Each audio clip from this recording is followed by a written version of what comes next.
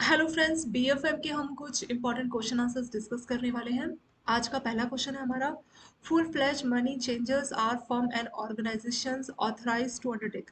तो जो full flash money changers होते हैं उनको किस किस चीज़ की अथॉरिटी होती है? तो यहाँ पे आपको ऑप्शंस दिए हैं। पहला इसमें है कि sale of foreign currency note, coins या ट्रैवलर चेक्स। दूसरा है purchase of foreign currency notes, coins and traveller cheques. तीसरा है issue of letter of credit for their import customers, यानी जो इम्पोर्ट कस्टमर्स हैं उनके लेटर ऑफ क्रेडिट इशू करना। चौथा है सेल्स एंड परचेज, मतलब ये सेल भी कर सकते हैं और परचेज भी कर सकते हैं foreign currency notes, coins, travellers cheques. और लास्ट का है आपका either A and B above, यानी इन दोनों में से एक ऑप्शन। पहले मैं सेल की बात की है कि जो फॉरेन करेंसी हमारे नोट्स होते हैं या कॉइन्स या ट्रैवलर्स चेक होते हैं, पब्लिक को सेल करते हैं। और दूसरे में परचेज की बात की है। तो इन सभी में से कौन सा आंसर है, मतलब जो फुल फ्लैज मनी चेंजर्स है वो क्या एक्टिविटी कर सकते हैं? सो इसका आंसर है option number B, both sale and purchase of foreign currency. तो इसका कुछ ऐसा सीमित नहीं है कि सिर्फ ये सेल ही कर सकते हैं या परचेज ही कर सकते हैं, ये दोनों ही एक्टिविटी कर सकते हैं। Both sale and purchase of foreign currency notes, coins, travellers cheques और टू एंड फ्रॉम पब्लिक, यानी पब्लिक से ले भी सकते हैं और उनको बेच भी सकते हैं। किसका काम है ये? फुल फ्लैश मनी चेंजर्स का, मतलब इनको परचेज सेल करने की इनको पूरी आज़ादी रहती है। नेक्स्ट क्वेश्चन देखते हैं। इसमें बोला है for the purpose of foreign exchange transactions, आपको फॉरेन एक्सचेंज ट्रांजेक्शन करनी है तो फॉरेन बैंक जो है maintain accounts with authorised dealer in India in Indian rupees. तो जैसे फॉरेन बैंक जो है, मान लीजिए कोई स्टैंडर्ड चार्टेड है, कोई भी फॉरेन बैंक है, उसको फॉरेन एक्सचेंज ट्रांजेक्शन करनी है, मतलब उसके अपने कस्टमर्स को। फॉरेन बैंक के लिए कौन सी फॉरेन ट्रांजेक्शन होगी? वो इंडिया की ट्रांजेक्शन फॉरेन होगी, तो उनको कोई भी जो बैंक है उनको इंडिया में कोई भी ट्रांजेक्शन करनी पड़ सकती है, तो वो इंडियन रुपी में इंडिया में बैंक ओपन करके रखते हैं। तो अपनी म्यूचुअल कम्युनिकेशन के लिए, मतलब खुद समझ सके इंडिया के बैंकों के साथ उनका कम्युनिकेशन बना रहे, सो ऑथराइज डीलर इन इंडिया, सो जो इंडिया के ऑथराइज डीलर है जिन्होंने उनका अकाउंट खोला है उसको, उस अकाउंट को क्या नाम देते हैं? सो ऑप्शन है loro, F C N R, vostro, nostro, escrow. तो इसमें से क्या उसका नाम है जो कि फॉरेन बैंक का अगर अकाउंट इंडियन बैंक इंडिया में खोल रहे हैं, जो ऑथराइज डीलर है वो इंडिया में खोल रहे हैं, तो ऑथराइज डीलर उनके उस अकाउंट को किस नाम से बुलाएंगे? तो इसका आंसर क्या है? आंसर है सी, वॉस्ट्रो अकाउंट। वॉस्ट्रो मतलब यूर अकाउंट विद अस। ऐसे एक नॉस्ट्रो होता है, नॉस्ट्रो मतलब आवर अकाउंट विद यू। अगर इंडियन बैंक फॉरेन बैंक की ब्रांच में फॉरेन करेंसी में अकाउंट ओपन करते हैं तो उसको बोलते हैं नॉस्ट्रो। वॉस्ट्रो मतलब इंडियन बैंक में फॉरेनर बैंक अपना अकाउंट खोलेंगे, और जब क्योंकि इंडिया में अकाउंट ओपन होगा तो इंडियन करेंसी जो कि रुपी में, तो रुपी में ही अकाउंट होगा, और उसको इंडियन बैंक किस नाम से पुकारेंगे? वो अपनी कम्युनिकेशन पर उसको बोलेंगे वॉस्ट्रो। वॉस्ट्रो मतलब यूर अकाउंट विद अस, यानी फॉरेन बैंक से कह रहे हैं कि आपका अकाउंट हमारे पास है, ठीक है, हमने खोला है, तो वो गया वॉस्ट्रो। नेक्स्ट क्वेश्चन है, when nostro account of bank is credited. जो बैंक है, ऐसे मैंने यहाँ पे आपको इससे पहले वाले क्वेश्चन में नॉस्ट्रो का बताया था, मतलब इंडियन बैंक का अकाउंट ओपन करेगा कौन? Foreign branch. तो जैसे मान लीजिए इंडिया में कुछ रेमिटेंस आनी है, मान लीजिए किसी एक्सपोर्ट कस्टमर का कोई पेमेंट आना है, तो जो नॉस्ट्रो अकाउंट है उसको क्रेडिट कर देगा कौन? जो मान लीजिए एक्सपोर्टर है, एक्सपोर्टर तो सामान बेचेगा, ऐसे एक इंपोर्टर होगा जो कि यूएसए में होगा मान लीजिए, तो यूएसए अपने बैंक को बोलेगा और उसका बैंक इंडिया का जो हमारा कस्टमर का बैंक है उसको क्रेडिट कर देगा, वो उसके एक तरह से नॉस्ट्रो अकाउंट को क्रेडिट कर देगा, वो ट्रांजेक्शन होती है, ठीक है। वही आपका इस क्वेश्चन पे है कि जब नॉस्ट्रो अकाउंट क्रेडिट हो जाता है, क्रेडिट किस केस में होता है? मैंने आपको उसका एग्जांपल दिया है कि जब कोई एक्सपोर्टर अपना सामान बेचेगा, सेल करेगा, तो बदले में उसको पेमेंट आनी है, तो एक्सपोर्टर को पेमेंट उसके बैंक के अकाउंट में आती है। पहले बैंक को पैसा मिलता है और बैंक फिर एक्सपोर्टर को पैसा देता है, तो बैंक का कौन सा अकाउंट क्रेडिट होता है? तो नॉस्ट्रो अकाउंट क्रेडिट होता है, ठीक है। तो जब बैंक का नॉस्ट्रो अकाउंट क्रेडिट हुआ before the payment to the tender of foreign exchange, payment से पहले ही बैंक को मतलब पैसा मिल गया है, तो बैंक उस पर कौन सा रेट अप्लाई करता है? तो वो होता है टीटी बाइंग रेट। आंसर क्या होगा इसका? TT buying rate. Bill buying rate कब लगता है? बिल बाइंग तब लगता है जब बैंक बिल कस्टमर से नेगोशिएट करता है, लेता है और फिर पेमेंट करता है, और फिर फ्यूचर में पेमेंट बाद में पेमेंट आनी होती है, तो बिल बाइंग रेट लगता है जहाँ पे डॉक्यूमेंट्स होते हैं। टीटी बाइंग में ऐसा कुछ नहीं है, कोई डॉक्यूमेंट्स में कुछ भी डील नहीं है, डायरेक्ट बैंकों का नॉस्ट्रो अकाउंट क्रेडिट हो चुका है, और बैंकों का नॉस्ट्रो अकाउंट क्रेडिट होने के बाद बैंक कस्टमर को पेमेंट देगा। कस्टमर कोई डॉक्यूमेंट्स दे ना दे उसकी कोई जरूरत नहीं है, क्योंकि बैंकों का अकाउंट क्रेडिट हो चुका है, तो बैंक को कस्टमर को पेमेंट देनी है, उसको बोलते हैं टीटी बाइंग रेट, ठीक है। नेक्स्ट क्वेश्चन देखेंगे, a revolving credit means a letter of credit. Revolving letter of credit क्या होता है? इसमें कई सारे ऑप्शंस दिए हैं। बोल रहा है which is available for use in any country, किसी भी कंट्री में आप उसको यूज कर सकते हैं।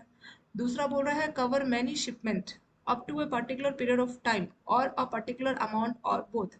मतलब इसमें कई सारी शिपमेंट होती है, एक टाइम रहेगा एक अमाउंट रहेगा, ये दोनों चीजें भी हो सकती है, ये होता है रिवॉल्विंग।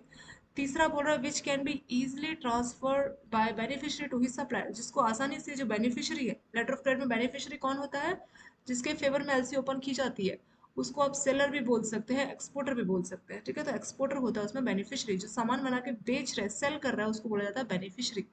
तो जो कि आसानी से ट्रांसफर की जाए बेनिफिशियरी टू ईच सप्लायर, मतलब बेनिफिशियरी के जो सप्लायर्स है, जिनसे बेनिफिशियरी हमारा, या बोलिए सेलर हमारा रॉ मटेरियल खरीद रहा है, वो होगा सप्लायर।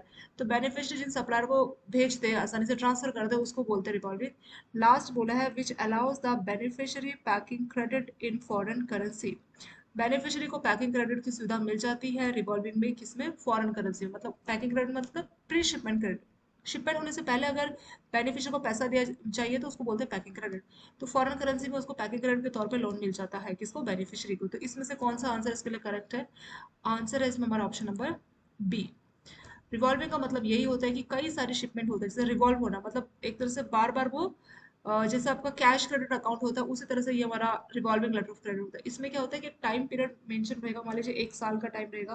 कैश क्रेडिट अकाउंट भी तो ऐसे होता है ना, साल भर में आप कितना भी डेबिट क्रेडिट कर लीजिए, साल के बाद आप उसको क्या करना पड़ता है, रिन्यूअल कराना पड़ता है कैश क्रेडिट, इस तरह के अकाउंट। सेम वही ऐसे यहाँ पे भी है, इसमें टाइम रहेगा, एक अमाउंट रहेगा, ये दोनों चीजें मेंशन हो सकती है, और उसमें कई सारी शिपमेंट होगी, मतलब बार बार आपको शिपमेंट करने के लिए एलसी करवाने, ओपन कराने का जरूरत नहीं है। रिवॉल्विंग में यही सुविधा होती है।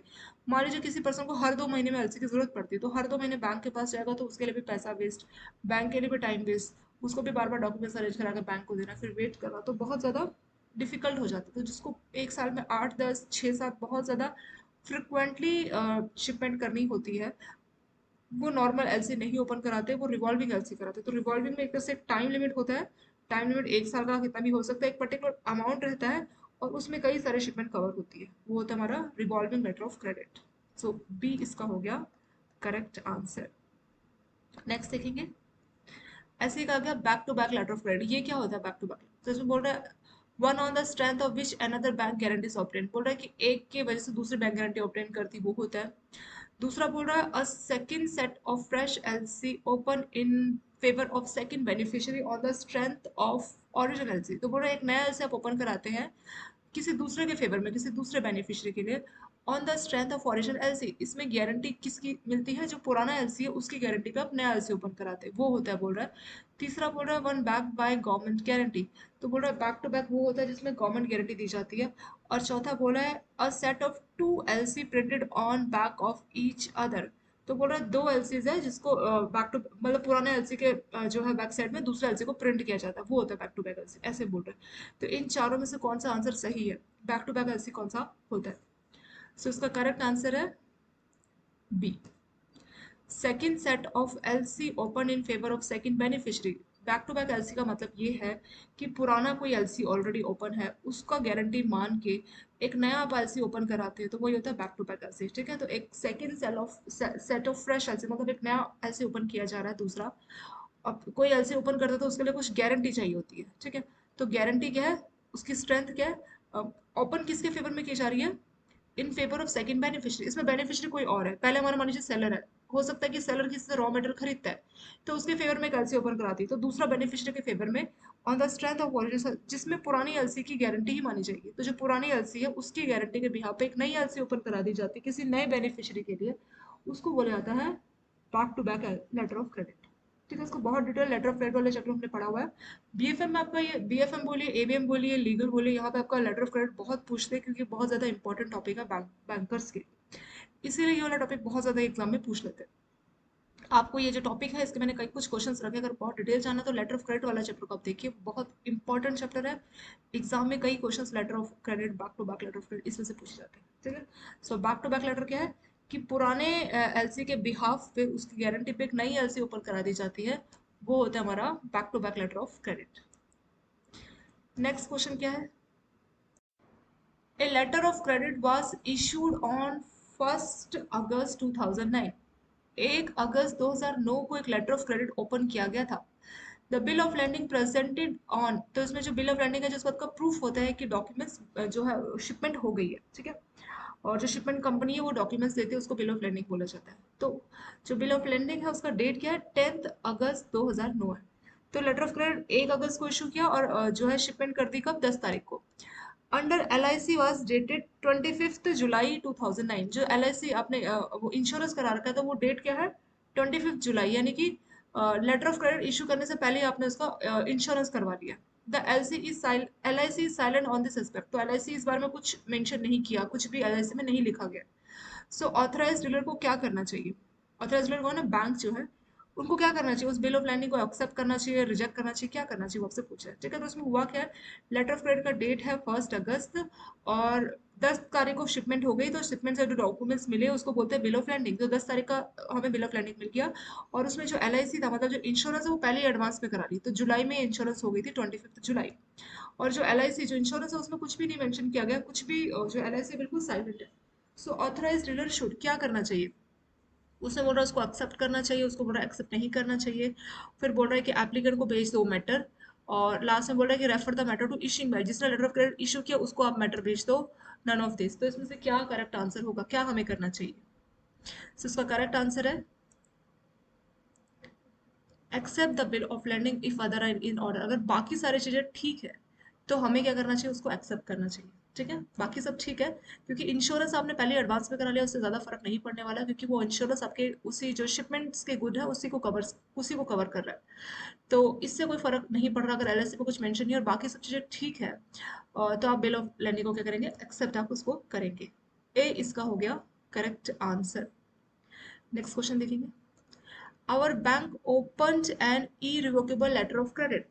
हमारे बैंक ने irrevocable letter of credit open किया। अभी इरिवोकेबल लेटर ऑफ क्रेडिट क्या होता है, जिसको बिना सभी की मर्जी के बिना आप उसको चेंज नहीं कर सकते। ठीक है, सभी पार्टीज की कंसेंट चाहिए, बायर सेलर जो भी बैंक है सभी की कंसेंट चाहिए, तभी आप उस लेटर ऑफ क्रेडिट में कुछ बदलाव, अमेंड या कैंसिल कर सकते हो। उसको बोला जाता है irrevocable letter of credit.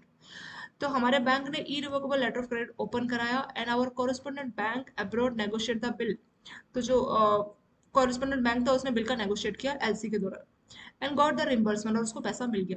When the documents were presented to our import customer, लेकिन जब इंपोर्टर को पैसा मिला, ही रिफ्यूज टू पे। उसने पेमेंट से मना कर दिया, किसने, इंपोर्टर ने। क्या बोला उसने, on the plea that goods were not as per contract. उसने बोला गुड्स का क्वालिटी वैसा नहीं है जैसा कॉन्ट्रैक्ट में लिखा था। इन दिस केस क्या करना चाहिए, तो यहाँ पे हुआ क्या कि irrevocable letter of credit open किया गया, कॉरेस्पोंडेंट बैंक था, उसने नेगोशिएट कर दिया डॉक्यूमेंट्स को, और रिम्बर्समेंट भी उसको मिल गई। लेकिन जब फाइनली जो इम्पोर्ट कस्टमर था उसको डॉक्यूमेंट्स दिए गए कि अब आपको पेमेंट करनी है, तो उसने मना कर दिया कि गुड्स का क्वालिटी वैसा नहीं है जैसा कॉन्ट्रैक्ट में बोला गया। इस केस में आप क्या करेंगे, तो इसमें हमारे पांच ऑप्शन है। पहला बोला we will verify the goods and take them into our purses. तो हम गुड्स को वेरीफाई करेंगे और अपनी कस्टडी में ले लेंगे। दूसरा बोल रहा है we can not recover the money from negotiating bank because as per UCPDC uniform customer practices for documentary credit, we deal in documents and not in goods. क्योंकि हम डॉक्यूमेंट्स में डील करते हैं ना कि गुड्स में। And we will proceed to recover the amount from importers, और हम इम्पोर्टर्स अमाउंट रिकवर करेंगे। तीसरा बोला we will request the correspondent bank to pay back the money. जो कोरेस्पोंडेंट बैंक है जिसने नेगोशिएट किया था, जिसको रिम्बर्समेंट मिल गई थी, हम उसको बोलेंगे पैसा वापस करने को। चौथा बोल रहा है इधर ए और बी, इन दोनों में से कुछ एक आप कर सकते हैं, और लास्ट में बोला नन ऑफ दिस, इसमें से आप कुछ भी नहीं करें। तो करेक्ट आंसर क्या है, तो इसका correct answer option number B.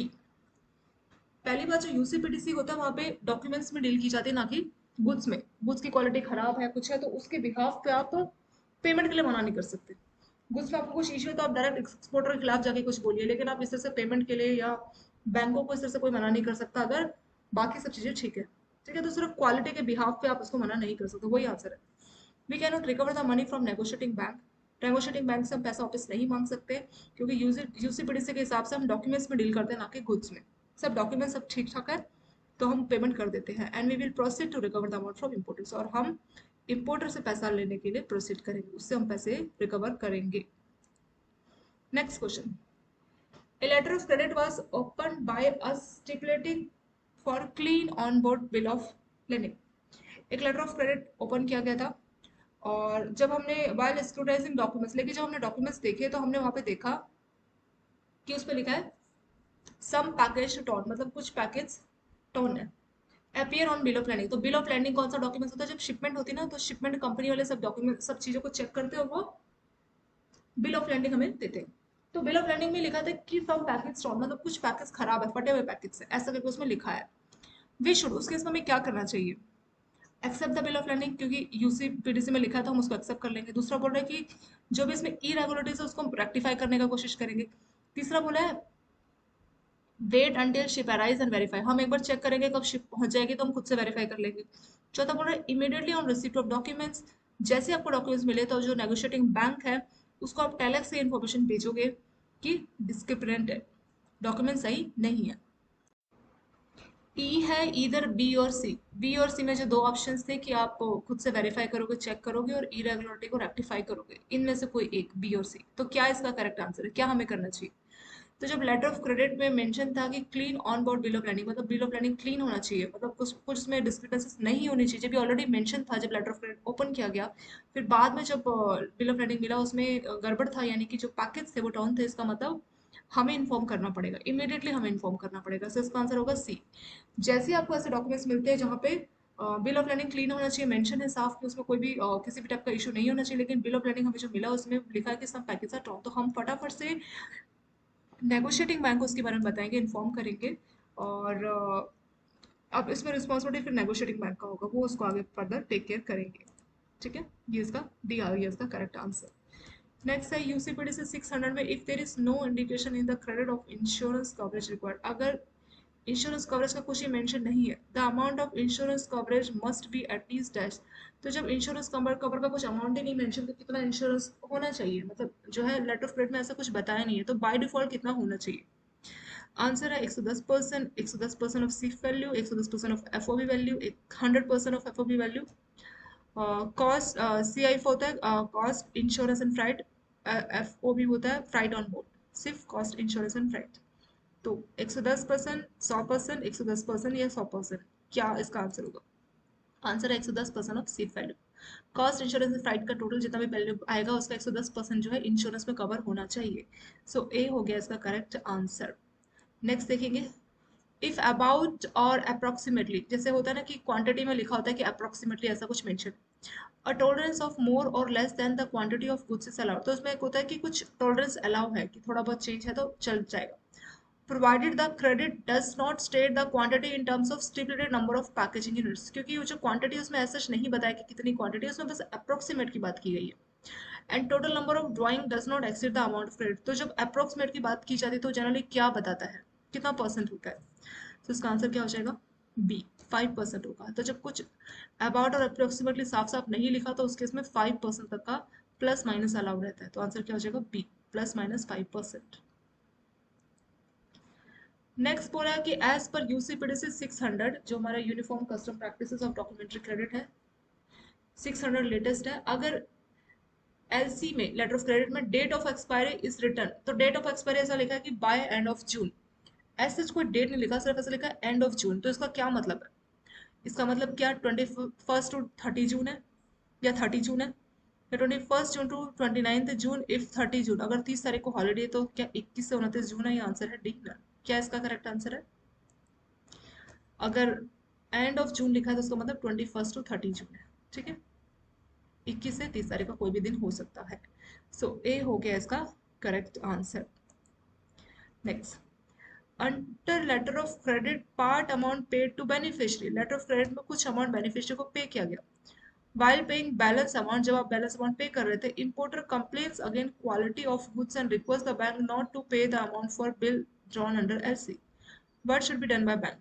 Letter of credit में क्या हुआ, बेनिफिशियरी ने कुछ अमाउंट पे किया, ठीक है, वाइल पेइंग बैलेंस अमाउंट, जब बाकी का अमाउंट पे करना था, मतलब बेनिफिशियरी को पैसा दिया गया और जब बाकी का अमाउंट पे करना था, तो इम्पोर्टर ने कंप्लेन किया कि क्वालिटी अच्छी नहीं है, और बैंक को बोला कि आप बाकी का जो बैलेंस पैसा है वो बेनिफिशियरी को पे मत करो। बैंकों को इसमें क्या करना चाहिए? सो इसी टाइप का क्वेश्चन में पहले भी देखा था कि जब भी क्वालिटी में कोई भी दिक्कत हो तब आप ऐसे एलसी में पेमेंट को आप नहीं रोक सकते। ठीक है, इसमें चार ऑप्शन है कि बैंक शुड नॉट पे, क्योंकि फ्रॉड का केस है तो नहीं पे करना चाहिए। दूसरा है bank should not pay as recovery will be difficult, क्योंकि इस तरह के केस में रिकवरी मुश्किल हो जाता है तो पे नहीं करना चाहिए। तीसरा बोल रहा है बैंक कैन सस्पेंड पेमेंट, और एक्सपोर्टर से क्लैरिफिकेशन ले सकता है, पेमेंट को सस्पेंड कर सकता है, और जब बैंक को सेटिस्फाई हो जाए कि सब ठीक है तभी पेमेंट करेगा। चौथा, bank has to make payment as in LC transactions bank deal, बोल रहा है कि बैंक को पेमेंट करनी चाहिए क्योंकि बैंक डॉक्यूमेंट्स में डील करता है ना कि गुड्स में। तो इसका करेक्ट आंसर क्या है? डी। ये हम पहले भी देख चुके थे इस टाइप का कि जब भी बैंक में जो है इंपोर्टर कुछ भी बोलता है क्वालिटी अच्छी नहीं है, गुड्स ऐसा नहीं है वैसा नहीं है, तो उस बेसिस पे आप कुछ नहीं बोल सकते क्योंकि सारे डॉक्यूमेंट्स अगर ठीक ठाक है तब आप मना नहीं कर सकते। ठीक है, तो बैंक डॉक्यूमेंट्स में डील करता है ना कि गुड्स में, तो इसीलिए बैंक पेमेंट करेगा। सो डी हो जाएगा इसका correct answer. Next, a letter of credit issued on the strength of another LC. तो एक एलसी दूसरे एलसी की स्ट्रेंथ पर अगर इशू किया जाता है वो क्या होता है? इस टाइप का हमने क्वेश्चन देखा था, वो होता है बैक टू बैक एलसी, मतलब जिसमें एक एलसी की गारंटी में दूसरे एलसी को इशू किया जाता है, वो होता है back to back LC. Next, who is called resident as per FEMA 1990, FEMA act 1999 के तहत रेजिडेंट किसको बोलोगे? सो चार ऑप्शन, सॉरी 5 ऑप्शन है। पहले अ person who stayed in India for more than 180 days, तो लास्ट फाइनेंशियल ईयर में 182 दिन से ज्यादा इंडिया में रहा हो तो उसको बोलोगे। दूसरा, अ person who stayed in India for minimum 182 days, last financial year में अगर वो 182 डेज के लिए रहा हो तब आप उसको बोलोगे।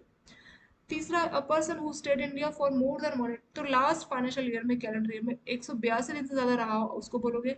चौथा, अ person who stayed in India for minimum 182 days, minimum 182 days के लिए रहा हो लास्ट कैलेंडर ईयर में। आंसर है नन ऑफ दिस। तो इन पांचों में से किसको आप बोलोगे कि वो रेजिडेंट है?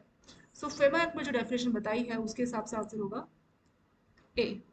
अ पर्सन हु स्टडीड इंडिया, कोई भी पर्सन अगर इंडिया में 182 डेज से ज्यादा टाइम के लिए रहता है लास्ट फाइनेंशियल ईयर में, तब आप उसको बोलोगे रेजिडेंट। ठीक है, अगर इंडिया में रहा हो तो रेजिडेंट, और ऐसे अगर बाहर रहा हो तो वो नॉन रेजिडेंट हो जाएगा। ठीक है, क्योंकि इंडिया में रहा है तो वो रेजिडेंट कहलाएगा, और कितना दिन के लिए? लास्ट फाइनेंशियल ईयर में उसको 182 डेज से ज्यादा के लिए रहना पड़ेगा, तभी उसको रेजिडेंट आप बोल सकते हैं। In NRE term deposit can be open for minimum period of, तो एनआरई टर्म डिपॉजिट को आप कितने मिनिमम पीरियड के लिए ओपन कर सकते हैं? इसका आंसर है 3 years, 5 years, 10 years, 6 month, 1 year. इसका आंसर हो जाएगा 1 ईयर। एनआरई टर्म डिपॉजिट को 1 साल के लिए हम ओपन कर सकते हैं, मिनिमम 1 ईयर्स के लिए। तो आंसर क्या हो जाएगा? ई, यानी कि 1 year. Next, in NRO account minimum period of term deposit is, तो एनआरओ अकाउंट में मिनिमम जो है टर्म डिपॉजिट कितने साल का होता है? इसमें आंसर है 1 साल का, 6 महीने का, 7 दिन का, 15 दिन का, या नन ऑफ दिस। तो इसका आंसर क्या होगा? 7 डेज। सो एनआरई अकाउंट में जो मिनिमम पीरियड है टर्म डिपॉजिट का वो कितना होता है? वो होता है 7 डेज का। सो इसका आंसर क्या आ जाएगा? सी आ जाएगा इसका करेक्ट आंसर।